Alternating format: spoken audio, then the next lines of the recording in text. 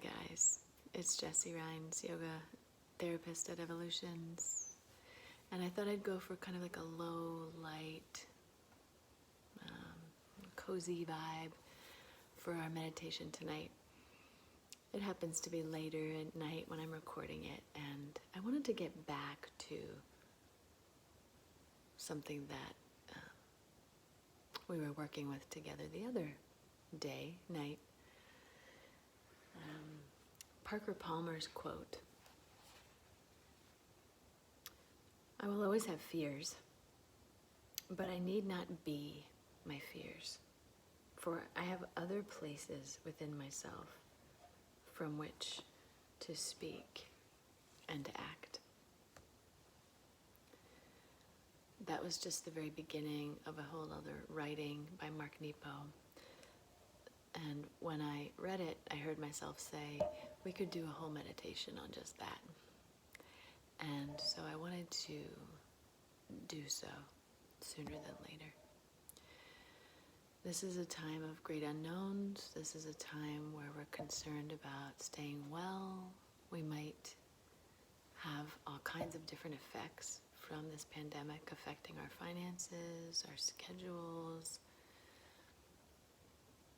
There's just no way for each one of us to avoid the very natural fears that are part of this time. So we'll continue to work with fear in a very simple way tonight. I want us just to experience the somatic understanding of what Parker Palmer has shared, that we have fear and we are more than that.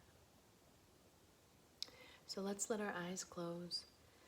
You might take a breath or two, or growl, or a lion's breath, or clear the throat, clear the nose.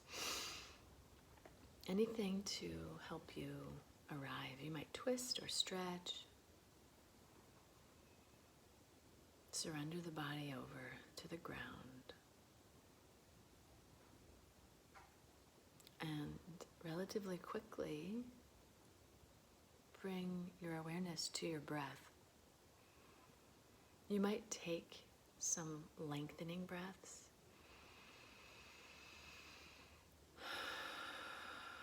Maybe some exhales through the mouth. Maybe ocean breath to slow, or 3-part breath, or anything else that you know to drop in. And in a way, these several breaths right up front, keep going like that.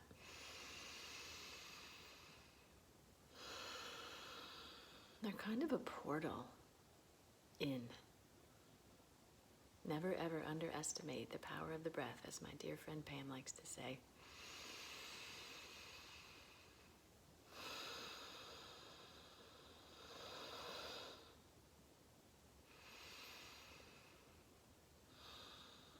And eventually, it can perhaps soften if you're working with a more vigorous pranayama. You might continue to work with engaging the belly or constricting the throat, or you might choose to let that go.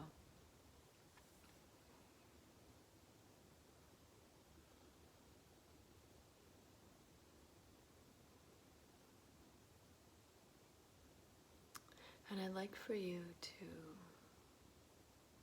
allow yourself to feel your fear.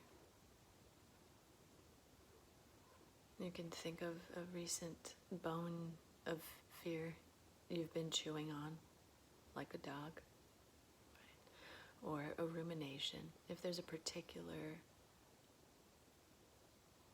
fear, or two, or more, you could certainly acknowledge them. But I'd also like you pretty quickly to bring it down from the mind. It's likely that we're in problem-solving mode or planning mode in some way, to some degree. And that is what it is. That's helpful to a certain extent. But for now, I'd like you to drop into the physical body and see if you can get more acquainted with where fear resides. What is your somatic experience of fear? You might see a color, a texture. It might be more sensate, like a constriction, or even an image that comes to you. Whatever comes, please do not filter or judge. And just expand a little wider than the fear to give it space enough for you to better know it. Be the observer. Continue breathing.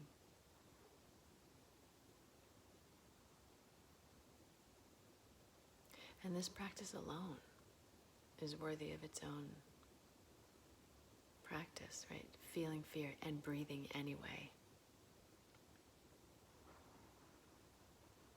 Maybe we'll do that another time on its own. For now, we'll take just another moment or so, knowing that we will then move to explore the parts of us that are not fear. Perhaps knowing that's coming can help you really be here now, be with this experience, get to know it, know thyself.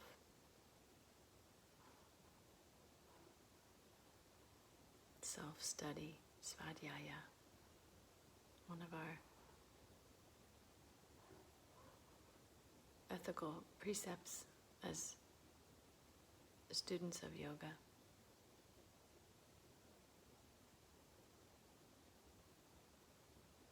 Perhaps bring breath right into the places that are speaking to you, the places that feel this emotion we call fear.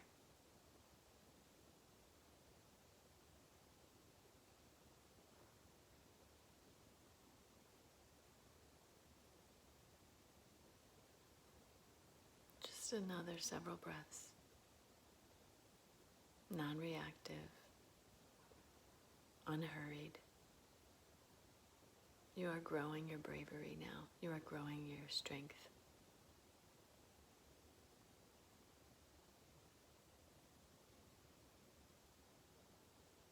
And then let's find our last 3 breaths, knowing that this will shift. Please be with each breath. 3, and then 2, and then 1.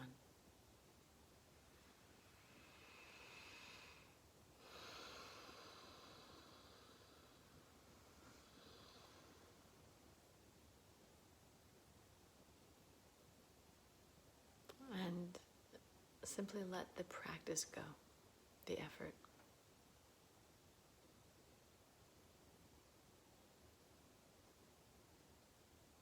And then see what comes up in the mind's eye as I ask you to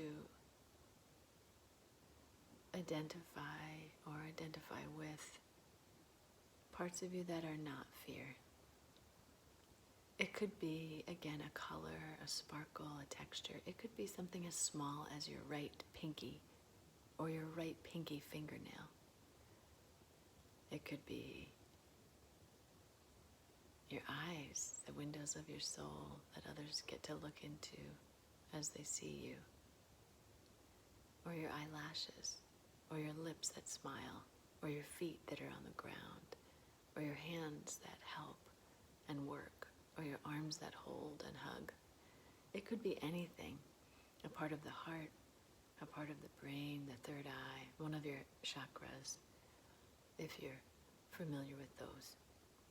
Just see as you explore, what is not fear? Is it joy? Is it strength? Is it your backbone? Or a smile?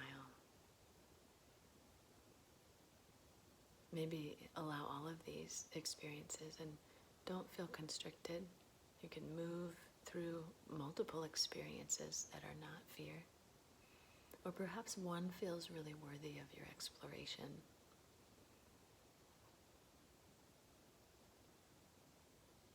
And be with it. Experience, experience, experience.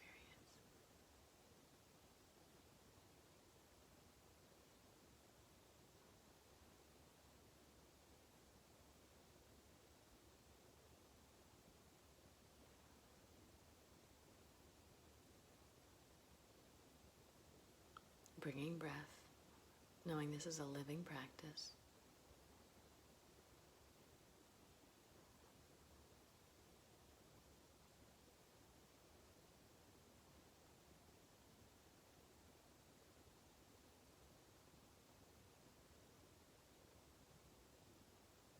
Perhaps as though the inhales could sort of grow these parts of us or expand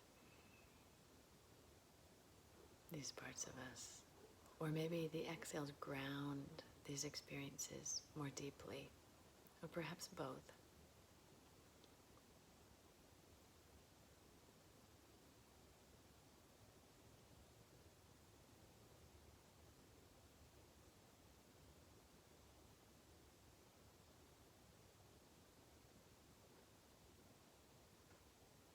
Maybe we use the technique of just allowing the corners of the mouth to float up ever so gently, just like a Buddha smile, very subtle, not the smile of personality, but a smile of deep inner contentment.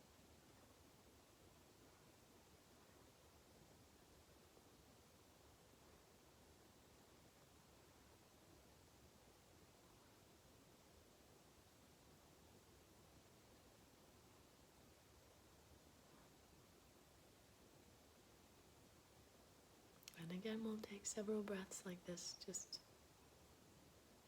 maybe half a minute more.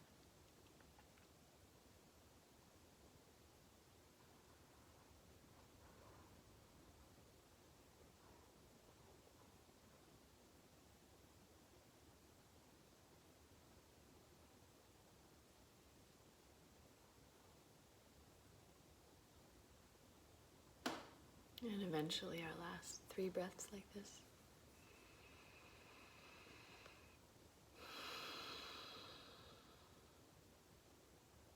Grateful to be more than our fears, grateful to be complex enough to expand wide enough to hold many experiences, even opposite experiences.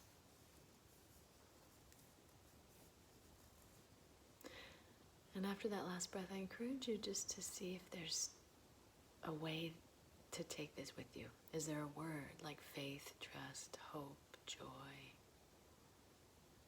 Is there an experience in the body, a place where you really can connect to, that you really can connect to in the future, to come back as though it's a room that you can visit? Is there a mantra, an image, anything at all?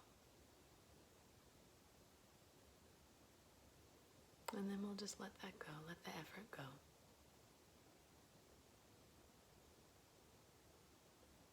And we'll bring our hands to the heart center. Let the head drop, surrendering to the wisdom of the heart. May our practice be meaningful. May this practice bear fruit. And may the fruits of our practice benefit all beings everywhere. The light in me honors the light in every single one of you. Namaste.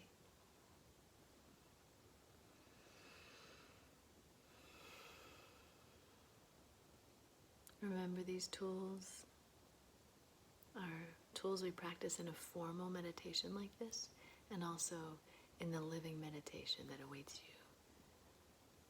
Meaning that we want to come back to these tools in our other life. I was going to say real life, but this is just as real. In our busy life. You'll forget it, and I encourage you to come back and come back and come back to these places you've carved out in our time together. Thank you so much.